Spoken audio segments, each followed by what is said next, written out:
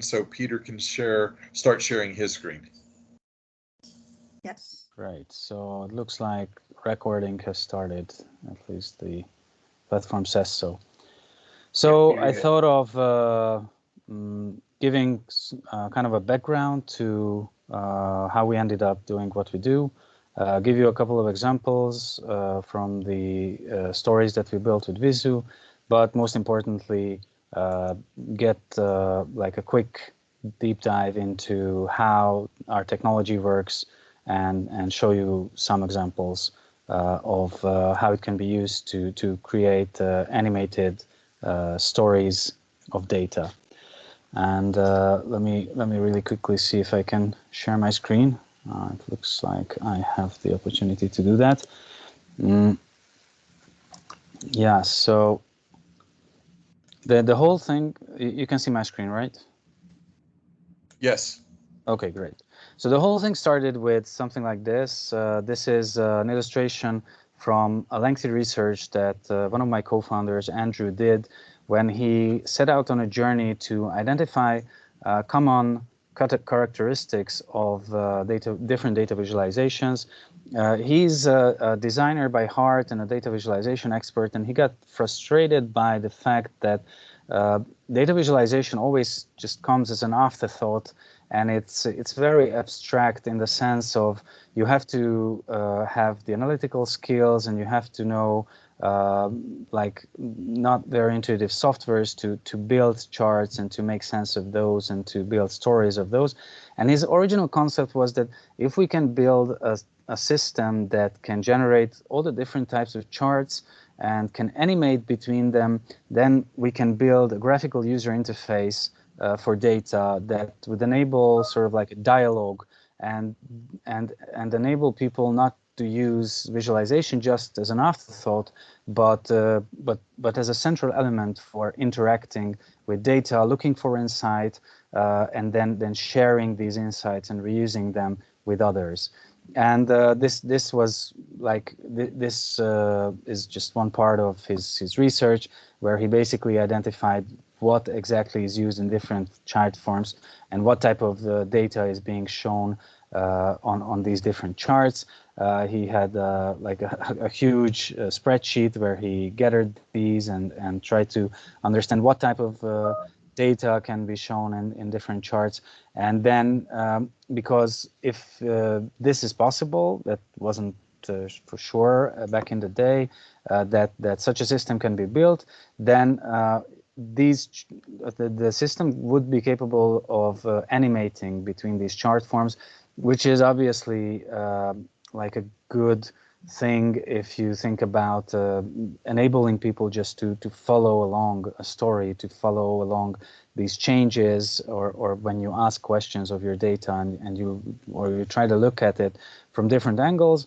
If these views are connected via the animation, it's just a lot easier for people to comprehend what's going on.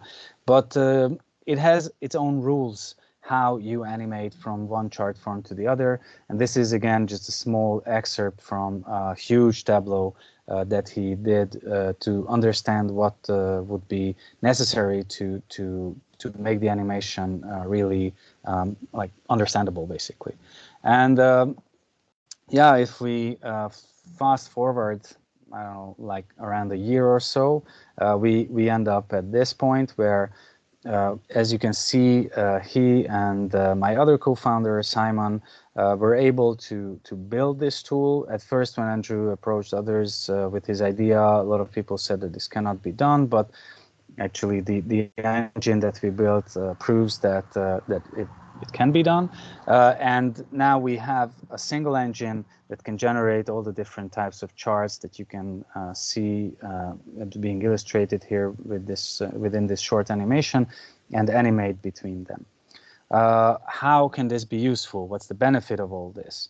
So first of all, the obvious upside of having animated charts is to connect the views and not having to necessarily describe what's on each of the charts.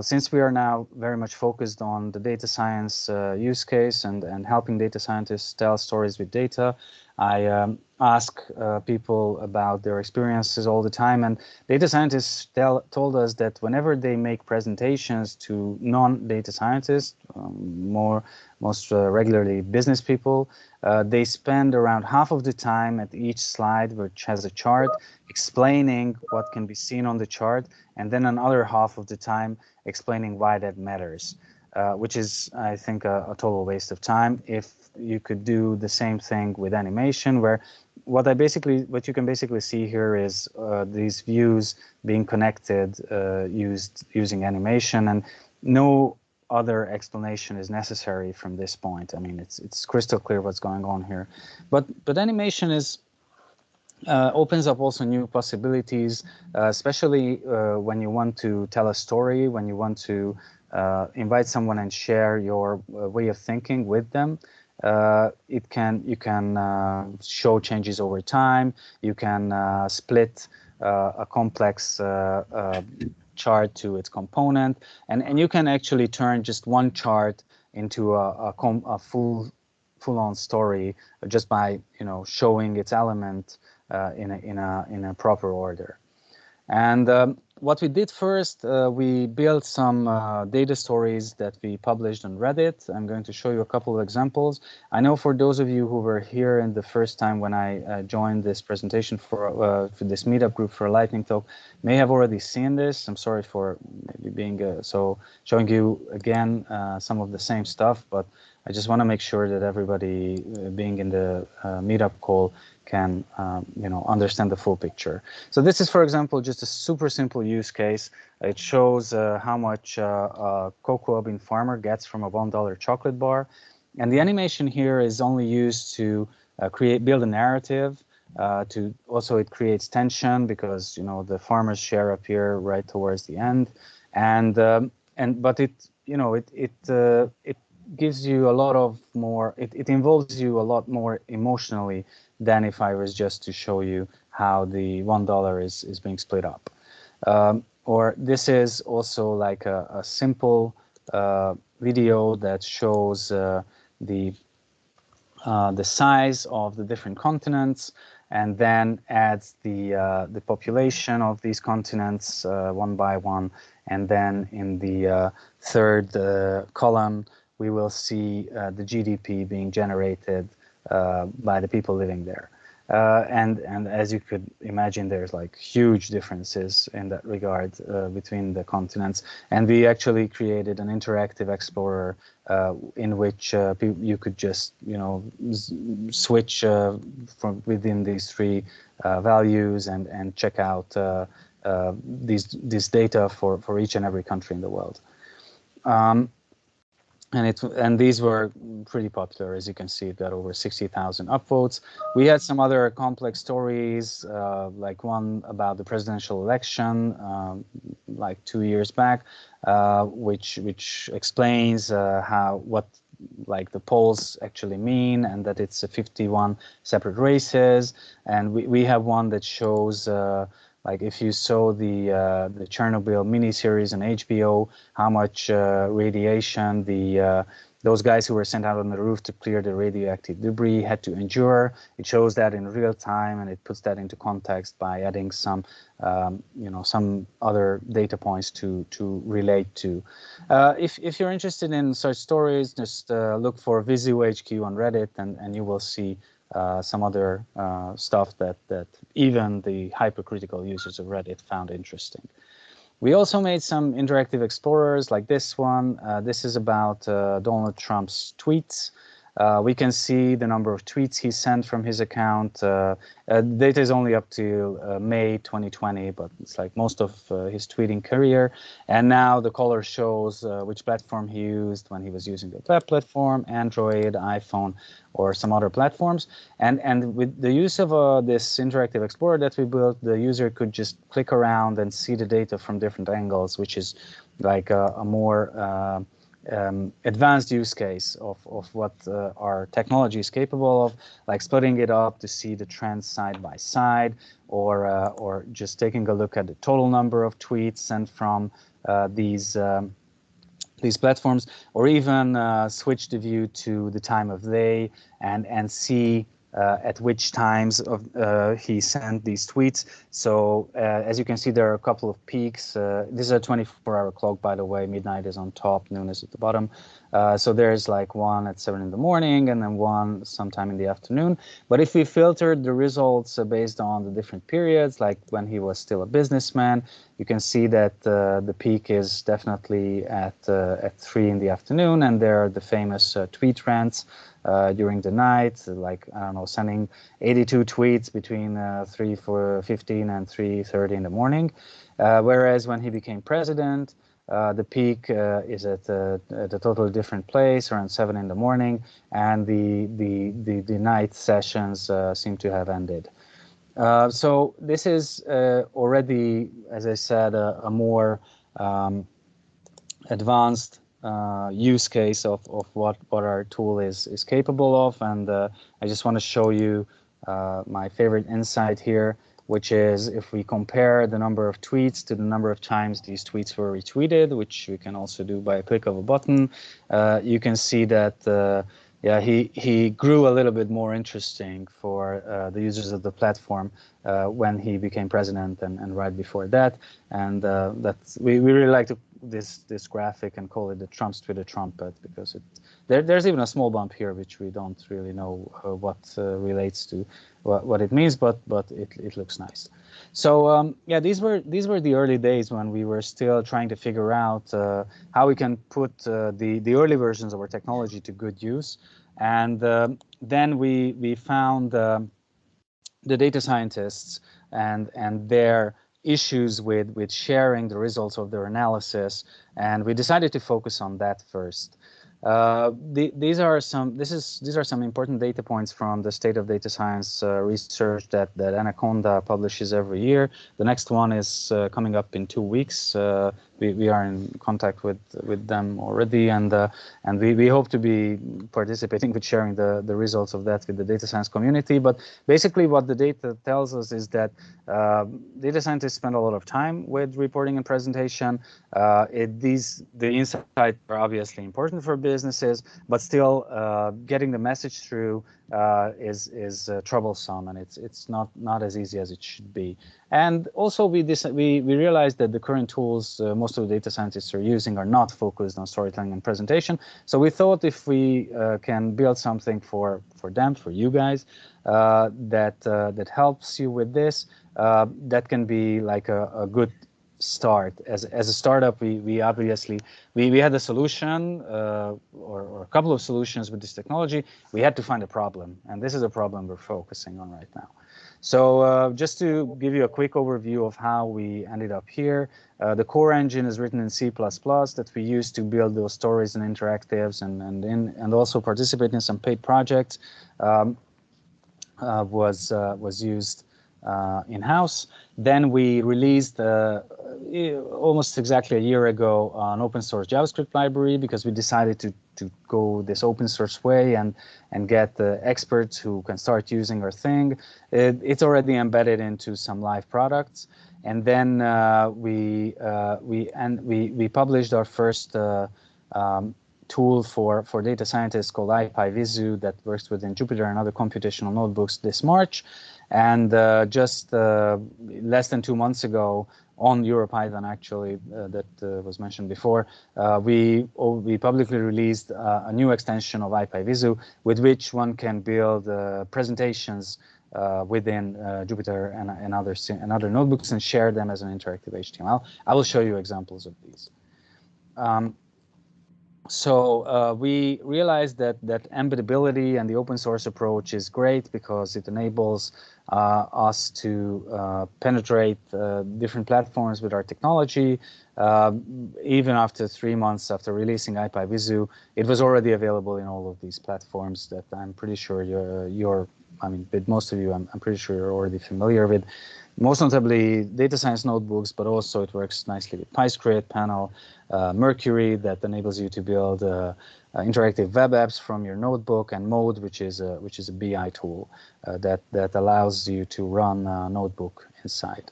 So without further ado, let me show you how this thing works. But if you have any questions at this point, I'd be happy to answer before we jump into how the actual technology works. Anybody?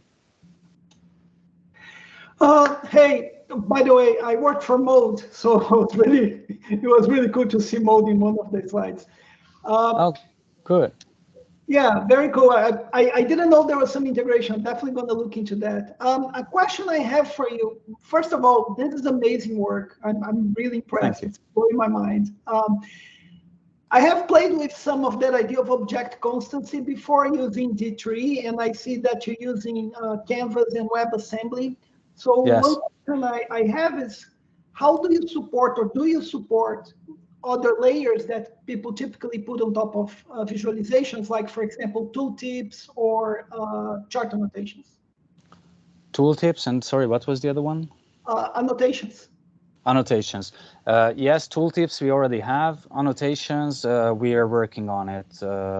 I'm pretty sure if I show you the examples, you will see which are the ones that work really well and which are the ones that still need a little bit of work. So just to make it clear, we're an early stage startup. It's like the 3 founders working full time right now. We are actually raising another round to grow the team bigger and to make our tools work even better. But yeah, thanks. And I can see now the chat. I really thank you very much for this the positive feedback already. And okay, and yeah, anybody with another question at this point?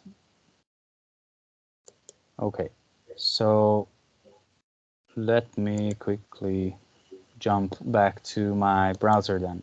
The basic logic of Visu, how it works, is we have one animate method that you call over and over again, and define charts within the animate method, so configure them, and Visu will do the rest. Easy as it sounds. Obviously, there are some limitations, but that's the basic logic. The animate method has 2 parameters, one that sets the chart, and the second optional one that determines how Visu should animate to that state. Actually, we're working, so we are very keen on making the animation part work out of box for each and every case, but you can tweak, you can play with it if you want to change it in any way. And the first parameter has 3 properties. You have the chance to add the data. In the IPyVisu, so in the Jupyter version, you have to add the data at once. So in the first animate call, so when you first call the animate method, you have the configuration part, and then you have the styling of the charts, and that's that. So just to get to a specific example, here's a Jupyter notebook. I hacked a little bit the CSS so that the output of the cells appear on the right side, but it's a simple, it's just a Jupyter notebook. You can use pip to install IPyVisu, but thanks to the work of one of our guests in the meetup tonight, Shugato, it's also available in Conda Forge, and you can just install it with pip. Obviously, it's going to tell us that it's already installed, but let's wait until the cell runs. Maybe with the screen sharing part, we are going to, so like while sharing my screen and running the notebook at the same time, we can have some hiccups with the animation, but it should be fine. So at first we just import pandas and read the CSV file, and add it to the data frame because IPyVisu works obviously with pandas, as that's the most common way people are working with data within notebooks. It should be already there. Let me just really quickly see what's going on there. So this is some made-up sales data from a company that has 4 regions, 4 different products, has some sales data, and has some revenue data, and that's the whole data frame is about. And so we first set the chart. We tell how wide and what the height should be. We add the data to the chart that we previously determined here, so that it has the data frame. And then we start with configuring the chart. Here it's like what do we see here? So I mean, let me just really quickly run the chart. We see the sales data of shoes from the data frame. The reason for that is because we filtered the products to only include the shoes. That's we added the data filter. You can do that with the data frame that you added to IPyVisu, and then we configured it in a way that the region is on the x-axis, so north, south, east, and west. The sales, so the number of sales is on the y-axis, and also the product will be there, but we only see one product at this time. We add to the label that so the markers have the number of items sold. It's the same as the height of the bars. And we already added the product to the color, but again, it has only one color at this point. And we add the title of the chart, and we ran it, and that's it. And in the second cell, or in the next cell, all I do is I call the animate method once again, as you can see, and I just change the filter to include handbags as well, and I change the title accordingly. And if I run it, the Visu will, or the IPyVisu will just animate between the states and show the handbags as well. This is how the legend and all the coloring and the product on the y-axis makes sense. In the next cell, all I do is change the filter again to not include accessories. So we are going to add gloves this way. And as the fourth step, I'm going to add accessories as well. It's easy as that. Now, the next step will be a little tricky. All I do is change the number of sold items to revenue, and which obviously will change the ratio between the products because you know their price is different, so the number of the revenue generated by them has to be different. And as you can see, the dollar signs are written on it, and you could see how they changed. But still, it's a linear thing, so you saw the animation only once. But that's like, you know, as a start. And then, as last but not least, what I want to do is to aggregate the revenue generated by the different products. I have to call the animate method twice. I can do just that within a cell, and we are going to just rearrange the chart to show the amount generated by the different the sales of the different products. What are the, so I mean, as you can see, it works nicely, it do animate, but there are a couple of issues. First, there is a generic logic here. So I'm pretty sure that it wasn't absolutely clear that with these parameters, what the chart will look like. We learned that with other charting tools that data scientists are using, you have, let's say, chart presets. So you pick the chart type first. You say, I'm going to build a bar chart. I'm going to build a scatter plot. And then it has some parameters to fill in, and you know what you're going to end up with. And that was one of the most important feedbacks that we got. And also the way that it can only be used one directionally, so that, I don't know, if I ran this cell again, we will end up with a different view. It's not just like going back to the previous version, because now we have the revenue and the on both axes, and it's a totally different type of chart here.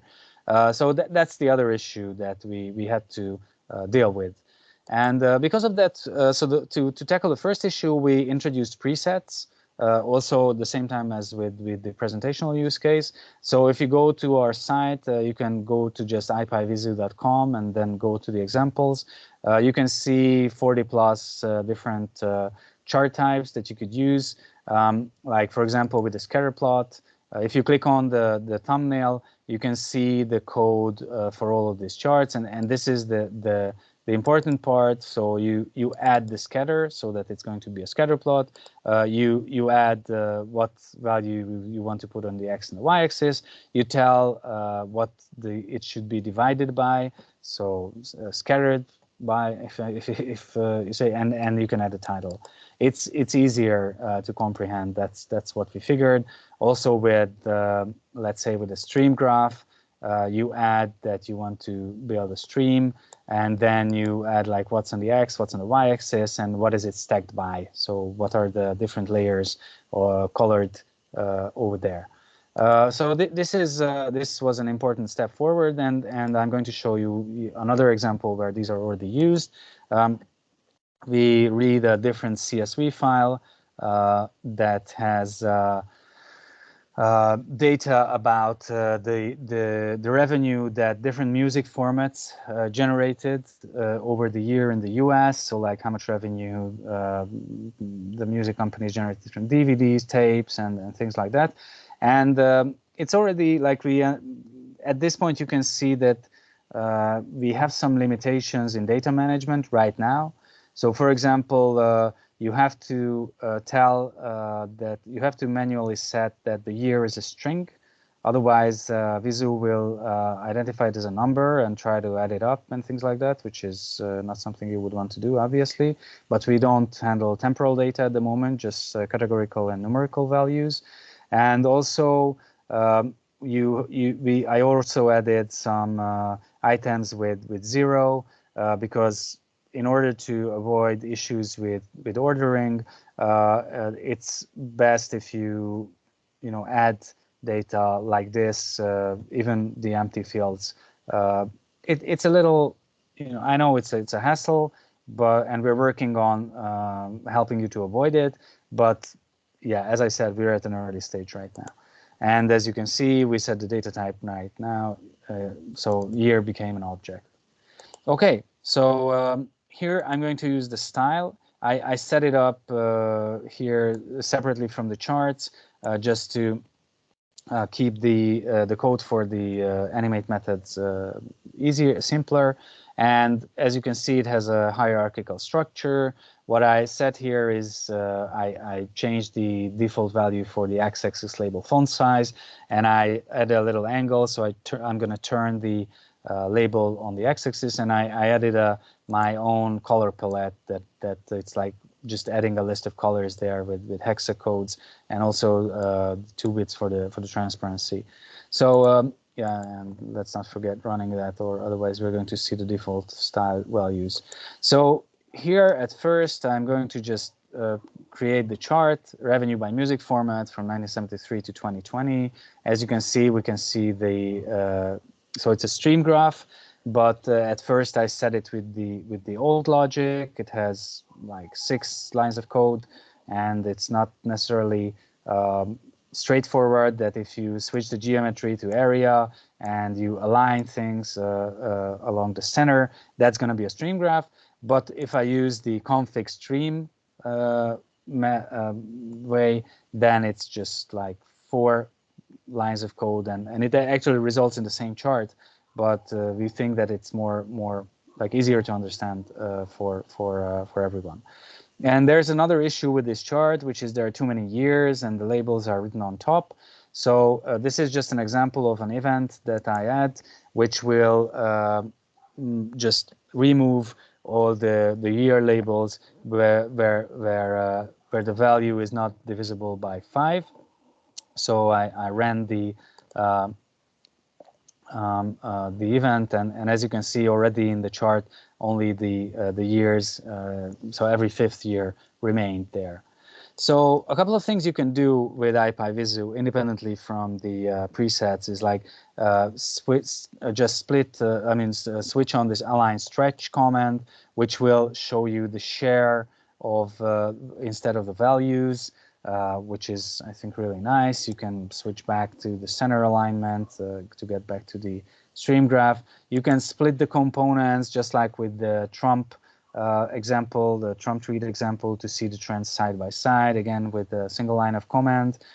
You can filter, as you saw in the previous example, just by adding, so like referring to the different elements that are there. And now we zoomed in on streaming and vinyl. Again, no explanation required for the audience. It's just so obvious what's going on here. And you can, and now I'm just going to switch the filter off and also the splitting of the components. This is the part that my wife liked to call the elephants kissing. So that's what happens, and you can see the full chart once again. And just as a last step, I'm going to turn this into a line chart. and show the components again, like sort of next to each other to see the trends and how one got in front of the other in terms of revenue over the time. So this is how we can animate from a stream graph to a line chart. And again, you can see that with the use of presets, I can just use config line, and it's a lot shorter and more straightforward that I want the year on the x-axis, revenue on the y-axis, divided by the format. So again, running this cell will just result in the same chart as the one before. So this is how we tackle the generic logic and the lack of presets, and now they are available. You can find examples of all of the presets that we have. And lastly, we also released a new extension. It has a separate GitHub repository. It's called IPyVisu Story. As you can see, it also uses pandas and everything, but it introduces two important changes. We have now slides and steps. Step is basically a chart, just like one time of calling the animate method from the previous version, and slide is a certain point in the story, a certain chart, if you will, where you want to stop. A slide can consist of like more steps. That's basically it. It has a hierarchical structure, and the way it works, it's now we have one big cell around 200 lines of code. I again separated the style setting from all the other part. We make a story here, and we add the data right away and the style there. We set the size of it, and then we start adding the slides. And as you can see, we add first a slide and then a step inside it. We filter the data just like we did before. We configure it to have something on the y-axis, something on the x-axis, and the color as you saw before. Add the title, add the geometry. You can also use the presets here. It's an earlier example where I didn't use the presets, but you can also use them here. And here in the step, you basically just configure an IPyVisu chart, and then you add it to the story, this slide. Then in the next slide, it's basically similar to what we saw before. You set the split to true and change the title accordingly, and then you add it to the story as well. Now you can also have slides with multiple steps inside, as I said. So first we now have a step where we switch off the splitting, and we switch off the filtering of the data in the next step. This is to add a new category while keeping the context, and then we add this slide containing two steps into the story, and so on. So it's basically just adding steps and slides and so on. And at the end of the day, the only additional thing you do is to add story play. We also added this event where we filtered the years, and here you have a presentation. So it's not only just a chart, you can toggle it to make it full screen. We have the tooltip here that I mentioned before. So if you hover over the chart, you can see the data that is represented there. You can also add the other type of information to that data point that's not visible on the chart. And you have these buttons underneath the chart with which you can move between the slides. This is where we splitted the view. This is where we switched the splitting and added another element. This is basically how much the U.S. federal government spent on R&D, basically, and this huge purple part is defense. And you can move back and forth. You can do that either with the buttons that I'm clicking on now, or you can do that with the arrow buttons, or with page up, page down. You can also use a clicker, if you will. You can switch to the percentage view just like before, or you can make a complex transition, like zooming in on the first and the last data point, and then grouping the stacked elements and rearranging them to see how these components changed from the beginning of the period to the very end. So that's our newest addition, and we hope that it obviously tackles the one-directional use challenge. And you can also, with just this simple command, export to HTML, export the whole thing to HTML, which will be something like this.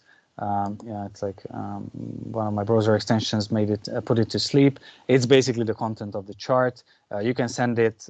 It contains the data. It contains the configuration. It contains everything within one div. So you can also put it on your website or do whatever you please with it. I actually hacked it a little bit, the original one, and changed the height of the chart. But apart from that, it's actually the same content that we saw in the previous tab within the Jupyter Notebook. If you want to, learn more about what we do, you can go to ipyvisu.com, and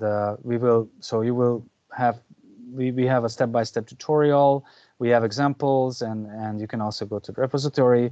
As I said, it's available on PyPy and Conda. And it also works within Jupyter, Google Colab, Databricks, Kaggle, and DeepNote notebooks. Actually, the presentation part doesn't work perfectly right now in Databricks. We're addressing that issue. But for example, here's the same stuff within a DeepNote notebook. It basically works the same as in a vanilla Jupyter notebook. This is one of the tutorials, or like the list of the tutorial chapters that we have. We really tried to make it very straightforward, but I had a call with one of our early users earlier today, and he pointed out some things that are missing. So obviously there's always room for improvement. And like, as you can see, for example, the chart layout itself is also animated. So you can change the color and call the animate method and see how it changes what you're looking at. So there's just plenty of ways you can play with the charts that you can build with Visu to come to the version that you really like and you would bring to, I don't know, a board meeting or any type of presentation that you're looking for. Yeah, we have the two repositories, IPyVisu, or just look for Visu HQ and you will find IPyVisu and IPyVisu story there. If you think it's interesting what we do, I would definitely appreciate a star, but I'm even more interested in getting people to use our tools. So if you do that, we have a Slack channel. I'm very approachable on via email or on Twitter or anywhere else. Please just reach out to me if you have any kind of challenges, and I'd be very happy to help. So I think ipyvisu.com might be the easiest to start with. So that would be it. That was what I wanted to share. Before turning to the questions, I have a small favor that I would like to ask you. If you could type this URL into your browser or in your phone, you will find a short and sweet survey about what you think about IPyVisu and also about your experience presenting data stories to business users. Yeah, I promise you it won't take more than 2 minutes. For most of you, even less. It is really valuable for us to understand the type of problems that you're tackling and whether or not Visu can be something that, or IPyVisu that can help you with this. So, oh yeah, thanks Ted for copy and paste for putting it in the chat. I really appreciate that. So I'm just going to stand here for a minute and then we can get into the questions if that's okay for you. Thank you so much, Peter. This is awesome. Thanks, thanks, Shanlai. I really appreciate it. Like one of the audience here, eye candy, saying eye candy. I like that. All right. So questions and feedbacks. Anyone? Peter, how many languages have you tested within the Jupyter Notebook? I saw you were demonstrating with Python, but I was wondering if you had tested with R or Julia. We haven't tested it yet. I would be surprised if it would work without any previous work from our side. But basically, we use the same technology that's that as Plotly. So it's actually the JavaScript library is being called with the Python code that you write in Jupyter. It's getting translated into JavaScript, and then we just show the canvas and draw the chart over there. I'm pretty sure it's doable, but so far we were focusing on Python as the most popular language among data scientists. Oh, can't blame you there. Low hanging fruit. Okay. Yeah, I was wondering the same thing. I'm an R person, more like an R person. That's what I was wondering too. If you have it tested in R, that would be even more awesome. But take your time. Thanks for the feedback. Actually, this is an open source project, both parts. So if you feel like this would need an R interface, we'd be more than happy to support you along the way if you decide to build it. I'm not sure we have the means to focus on that right now, but I definitely appreciate the feedback. Good. I have a quick question, Peter, if you don't mind. No, Yanlei, not at all. Please. Thanks. When you configure all those items, do you have a library where what kind of item we need to configure beforehand? It's like a R library, right? Whenever you search for a function, you read the library in how many arguments in the function, so that we can type code that in, right? So do you have such a library?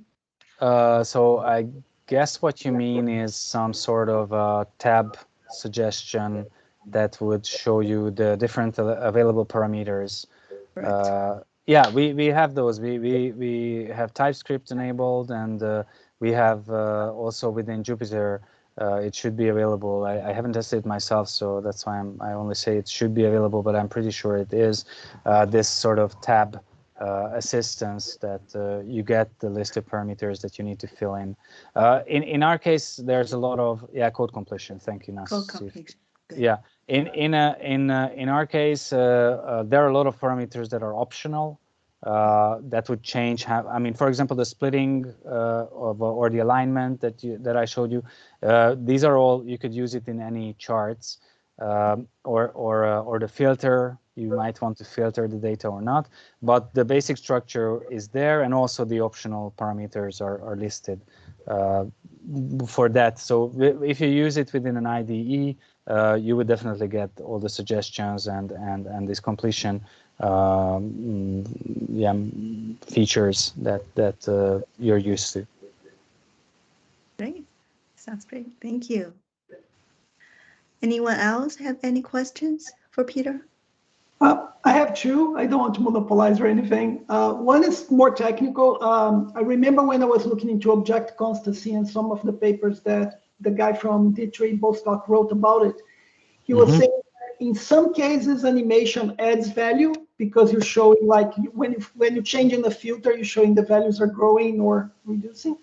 But in some cases, the animation can be misleading. Say you change a metric from sales to another, like, population that have nothing to do with each other. In that case, you really shouldn't be doing animation, because you kind of, like you're saying, the value is growing from sales to population, and that doesn't make sense. Do you take some of, how do you deal with that? Do you take that into account and you try to communicate that by, animating zero and then back to a value? Or I don't know, I'm just wondering. Not at this point. I mean, I understand. I agree that object constants. So yes, that's one of the. So what you mentioned from the creators of D3, it's an object consistency is an important starting point for us. So I can relate to that. With the we should make available for people or not. We don't take a strong standpoint at this point. This whole thing is for experts now. data scientists and developers. We plan to build this into a tool for end users later on. So to actually build the graphical user interface that Andrew was originally set out to build. And there, such things are crucially important to take into account to help people not to tell fake stories of data. But you can only go to a certain point with that. You cannot stop people lie with charts and things like that. Or make wrong decisions. You have to have some kind of analytical understanding in order not to mess it up. Gotcha. My second question, it's not related to the technology, but I'm very curious about the business model and how you see the company growing. Like, I love that you guys are going the open source route as a data analyst, data scientist, and I'm looking forward to play with the tool. But I'm very curious as a company on the data visualization space, since you're making this available as open source, how you plan to build the company and have a revenue stream. Right. Thanks. I really appreciate the question, and I have actually a backup slide for that. Look at you. So we don't want to monetize the data scientist use case. We are happy that people seem to be just like yourself interested in it and want to play with it and want to start building with it. And we already have some nice examples of that. And we know that so. We want to enable the use of these stories that the data scientists build within BI tools and using extensions that are available in all the big BI vendors' products, such as Tableau, Power BI, and all the others. So we want to help the reusing and the regular use of the content and the stories and the insights that were created by the data scientists by the business stakeholders, and those would be paid services. So that's what this is the way we see moving forward and actually building a business around it.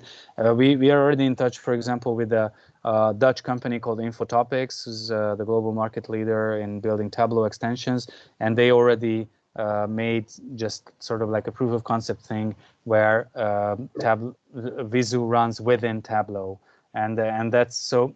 As one of our advisors said, nobody has a notebook budget and everybody has a BI budget. So we're trying to focus on a BI budget, obviously. Cool. Peter, I had a couple quick questions as well. So I think from the data science standpoint, you're focusing on being able to present results, which I think is really cool. There's another big area that we hit, which is kind of the EDA, exploring data and analyzing it. Do you have, I think some of this does directly apply there, but I guess my question would be, have you thought about applying it in that space, and how might the product change to be a kind of data exploration tool? Yes, absolutely. Actually, the original vision behind Visu is to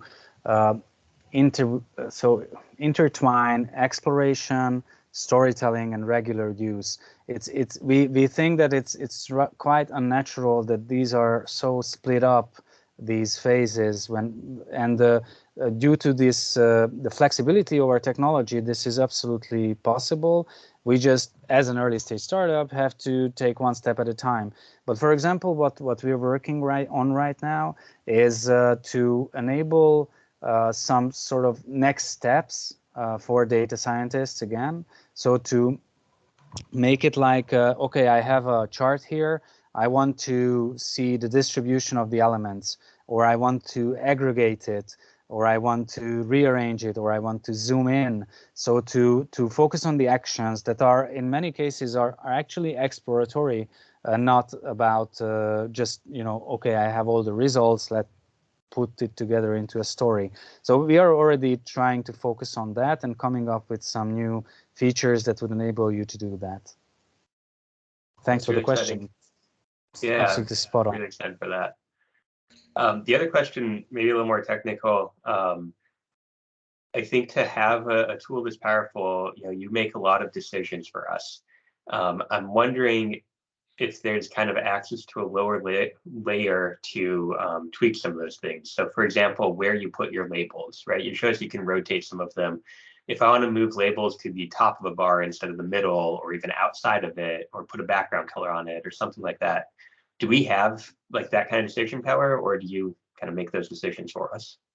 You have those options, actually, all of those that you just mentioned. And we are happy to add any similar features that are requested. We are very focused on enabling or enable you to build nice and clean and good looking charts by default. But we are absolutely happy if you tweak them and turn it to your own. As I said, with all the animations, you can even tweak those. And if you remember the part where we switched the orientation and saw the total number of values or the total number of the revenue per product, the label moved to the right side of the bars. And that's something we do automatically because that's how it looks, we think, the nicest. But you can override this setting with one line of code if that's not something you would want. That's awesome. Thank you. Peter, Peter, I have one question for you.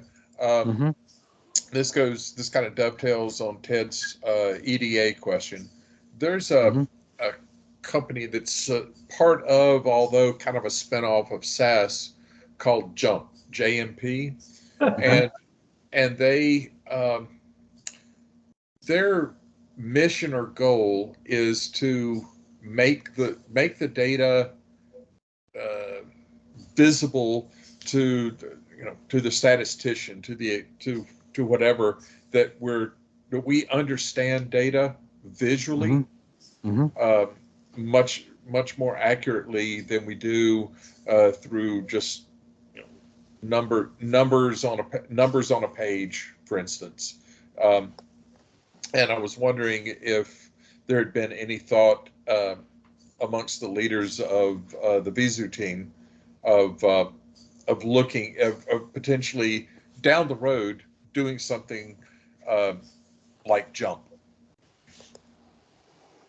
I'm not sure I completely understand how this thing works. It sounds like something we would want to do, but well, they put statistics on. They basically, oh, this is the data. Let me tell you the statistics, but they show you the statistics graphically. Yeah, absolutely. Yes. This is something that. This is absolutely something that we would want to Visu to be used for. I mean, obviously, we are totally biased here, but we think that this technology would enable everyone to have just a better, more intimate relationship with data, to have a discussion or a dialogue with data, if you will.